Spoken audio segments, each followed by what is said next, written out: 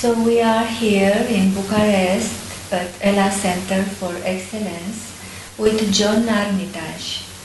Thank you, John, for being here today and being open to have this talk together and share about your life, about what you do and everything you feel. Well, it's my pleasure, so just ask away. I think people in Romania don't know much about your life, about how you came to be the man you are today, and how was your life. Sometimes people don't understand the purpose of challenges in our lives, and I will like for you to talk about the challenges you had in your life and the way they help you to be who you are today. Well, that could take a long time. Well, as much as you can to share a little bit with us today. Okay, well, it's from my childhood really, and in some ways you could say that I had an extremely difficult and challenging time.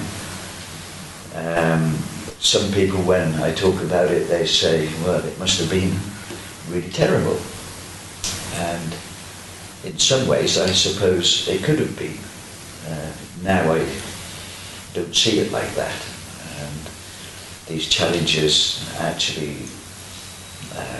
they assisted me in what I do today, and they made me what I am today.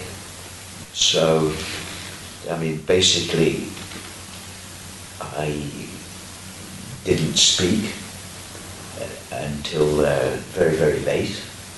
And it's interesting that although my mother's passed away now, even when she was in her 90s, she used to say that she felt very guilty about my childhood. Nobody understood these so-called difficulties that some people had. And she said, well, I was always taking you to the doctor, and the doctor used to say, well, anyway, you know, he's just lazy. And my older sister used to do the talking for me. And when she refused to do it anymore, then my younger sister took over. But when I did start talking, I couldn't speak without stammering every word. And also as well, this gave me a lot of problems at school. And but in some ways, lucky for me, when I was about 6 years old, 7 years old, around that kind of age, my father decided that he would take a contract in Southern Ireland. He was a textile designer, very well known in his trade, woolen cloth.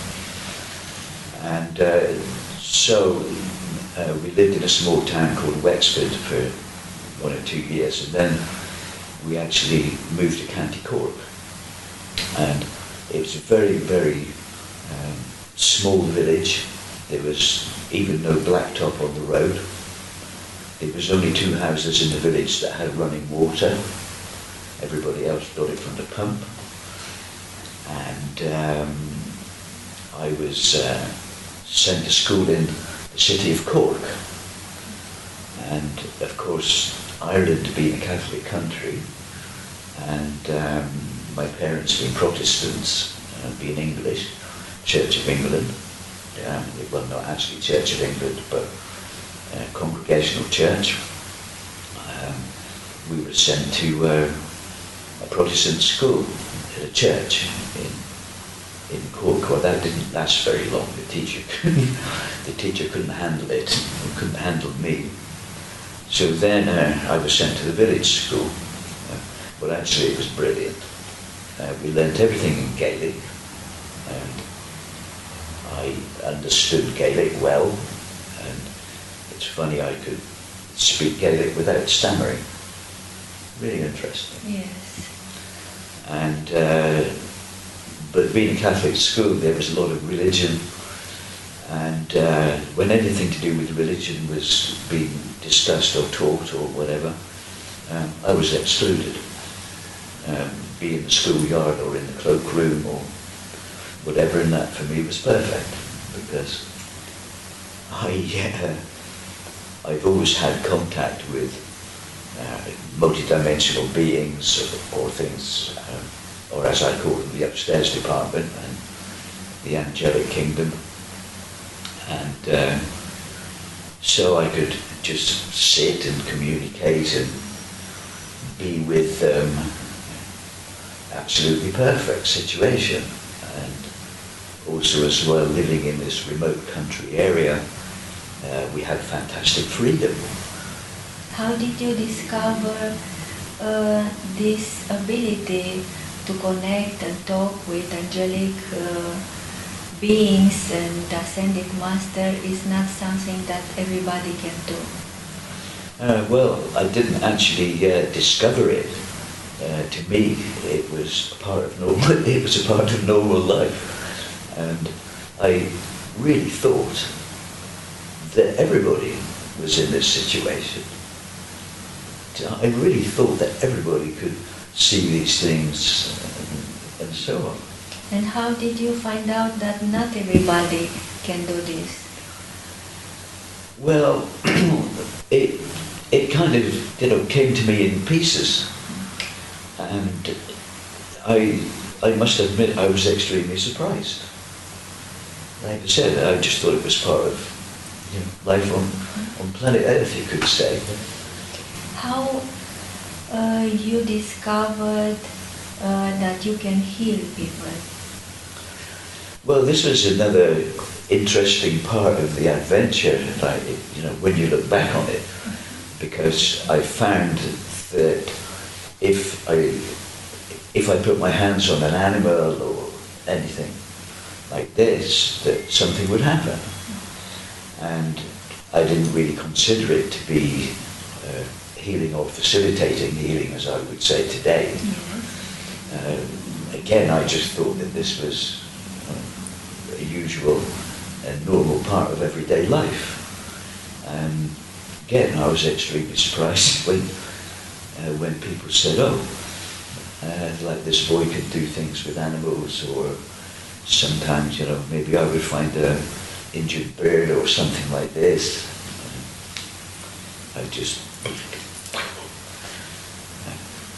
So I say again, it was very surprising when I found out that everybody wasn't doing this. How do you start working with people? Well, this is rather interesting, really, because I suppose in the late 70s, there was a few of us who had kind of discovered crystals, and quartz crystals I'm talking about. There was 4 or 5 of us really, Western people, who were investigating this. Previously, when I lived in India for a while, I lived in a temple in Vrindavan for a few years. I discovered Ayurvedic remedies, and also as well, I used to sometimes interact with people with hands-on healing. But it was very different, of course, than being in the Western world. And so I started, it just kind of started, and people would come to me and I would put my hands on them and things would happen. And it all sort of built up from there. Really, I didn't have any plans in it all, because I'd left school basically and I couldn't read and write, and I had really no ambition in life. I wasn't programmed to be successful, or I was always told that I'd achieve nothing. And So this I see is another part of the gift. You could say that I didn't have any expectations, so it meant that things could just happen. And over the years it kind of developed, and in 1994 I decided to start really sharing the facilitating healing and self-transformation in love. This is my thing, divine love. This is what I love to share with people and encourage people to do what they can to live in this energy of divine love. But to go back to really how it started, I'd been doing some seminars and workshops on crystals, on stargating and things like this. But in '94 I founded the system known as Shambhala Multidimensional Healing, which became very quickly extremely popular. Yes, all over the world. Like all over the world. It started off in England, and I was and still am in many ways just amazed what happened. And of course now it's known as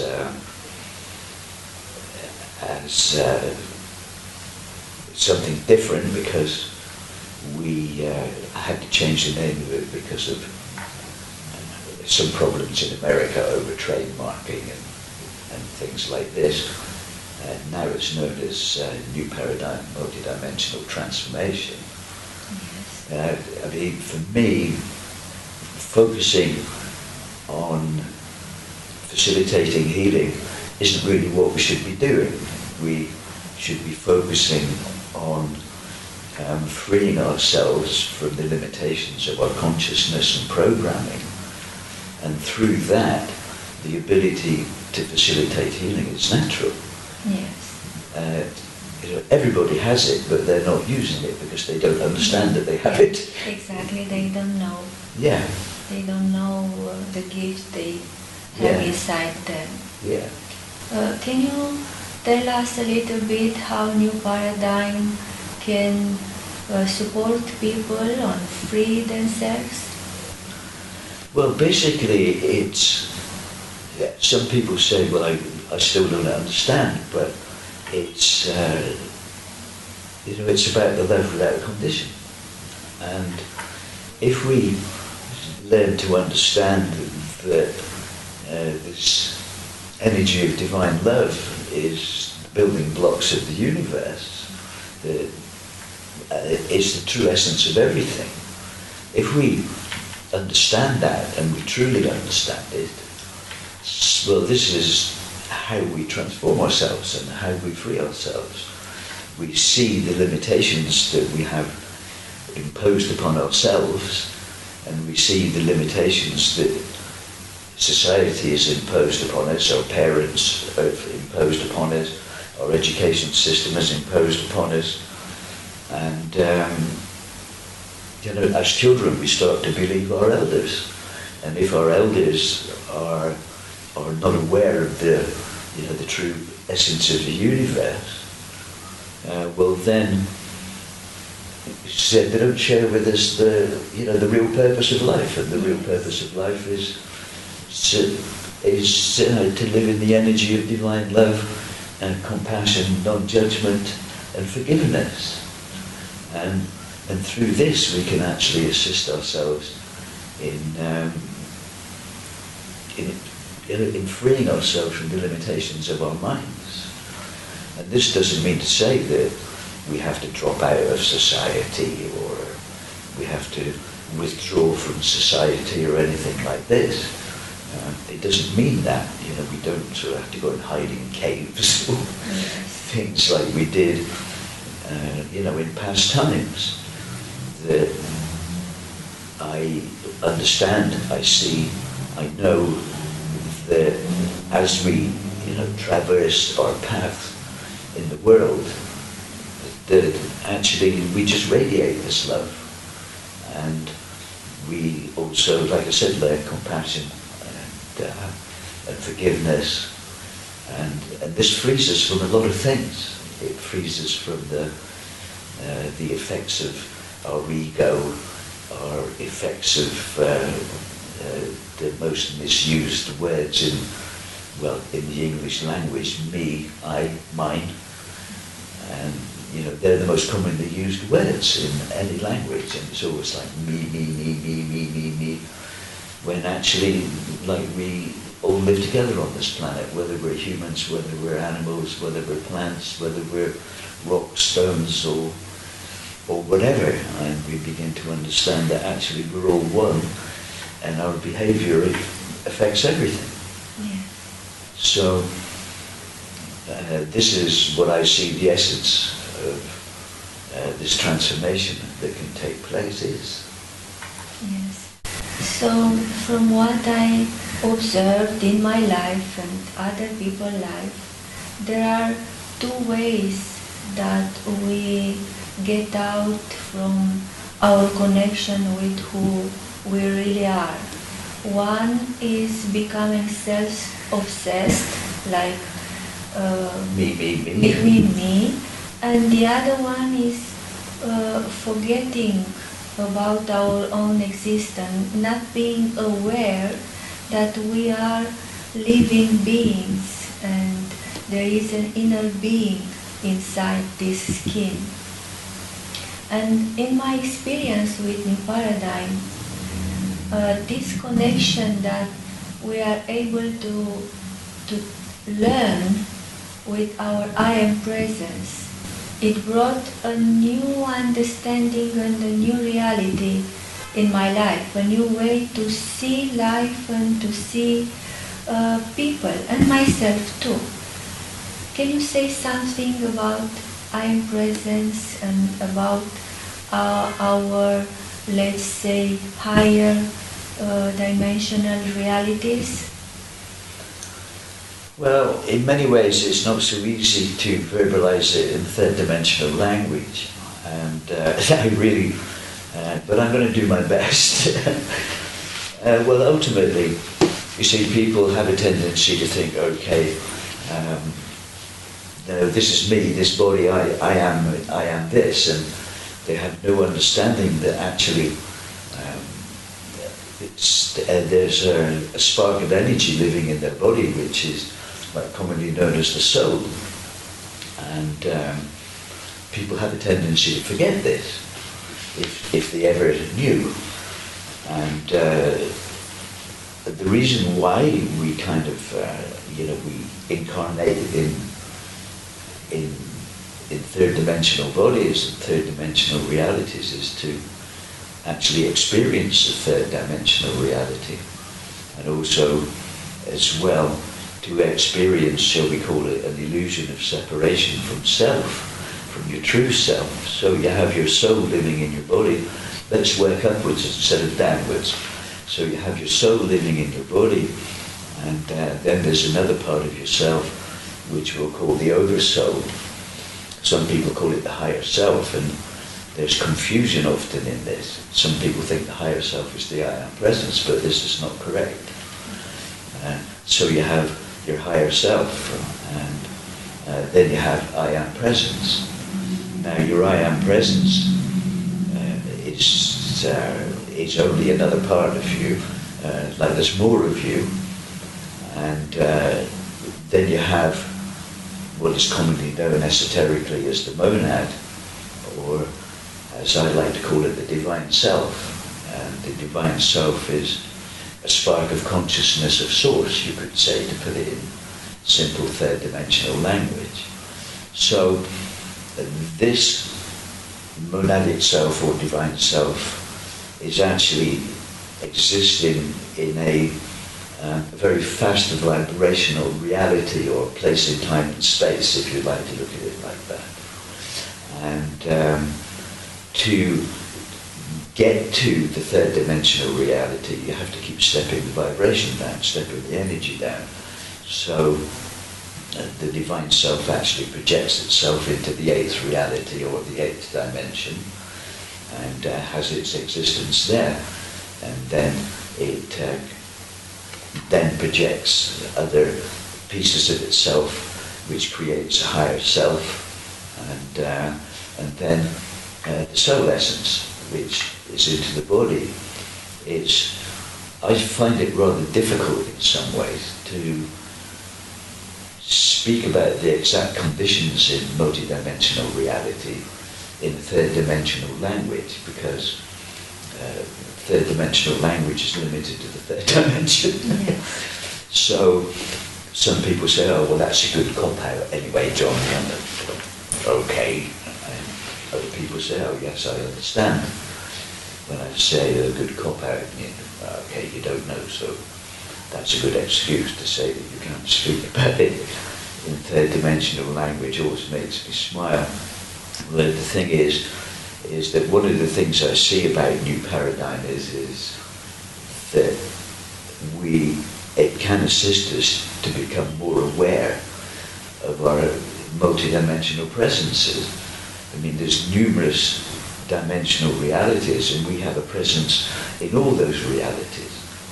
In third-dimensional language, we often say we have a body in those realities, but then some people think in a 3D way, and they think, oh, I have a body something like this, but actually it's completely different. Yes. Our body, it's just a presence energetically. It's not a carbon. It's not a carbon copy of your physical presence. Your physical presence only exists here, in the third dimension.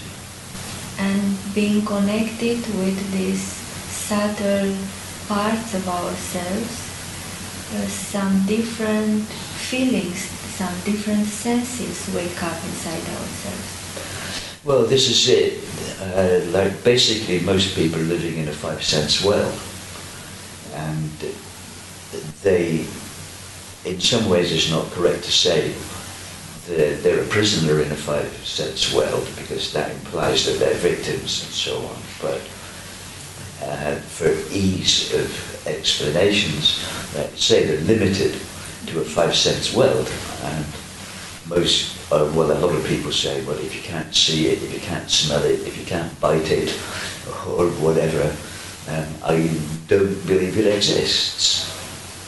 But the thing is, as you start to become more aware of your multidimensional presences, and you start to build a conscious connection, because everybody has the connection, otherwise the physical body would be dead, or what people call dead.